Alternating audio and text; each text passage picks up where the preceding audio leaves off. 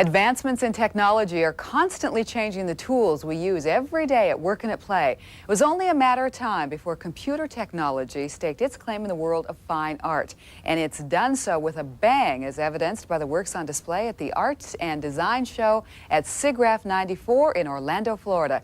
Brian Nelson reports on this growing art genre.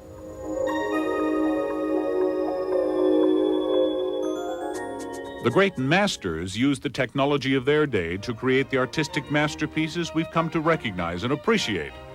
The chisel of Michelangelo, the brush of Van Gogh are but two examples of simple tools in the hands of talented artists, yielding fantastic results.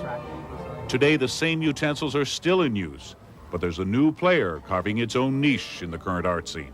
Art is a reflection of our time, and because computers are so pervasive in our culture, artists are using them. And so it is definitely a tool that grows in popularity as we become more used to it. And according to Deanna Morse, the artists are becoming more adept at using computer technology to express their artistic visions without losing sight of the purpose of their art. I feel it's much more sophisticated this year than it was, say, 5 years ago in terms of the work. There's much more emphasis on content, where the art is actually about ideas, about expressions, about emotions and feelings, instead of about, I've used the computer to make this. Drawing from a pool of nearly 3,000 entries, some 100 winning pieces were selected for this show. As diverse as the works appear, they can be grouped into three categories. There were mathematical concepts that were being expressed with the computer, and that's sort of the traditional computer graphics look. For example, Blue Glass by Kevin Suffren. Its crisp, glossy look is produced by a computer technique called ray tracing, where mathematical formulas are used to compute and to measure light as it reflects off the surfaces of objects.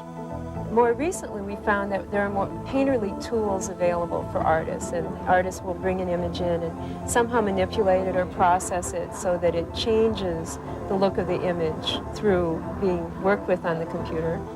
Such as Barbara Nessum's Veiled Egg.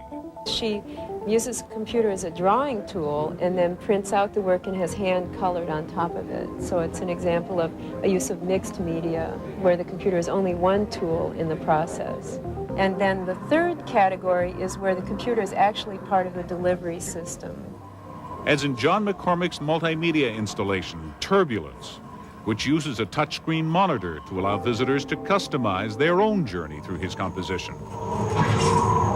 It seemed to me very silly to use computers just to make animation, doing all the animation by hand when there was all that power there that you could do other things with.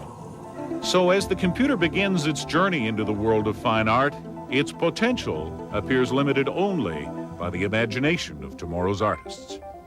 I think probably what we'll see in the future in computer art is just that it will be more pervasive.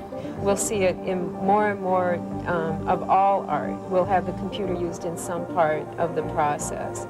And because young people are learning computers, it will be less elitist. More and more people will be using computers to do art.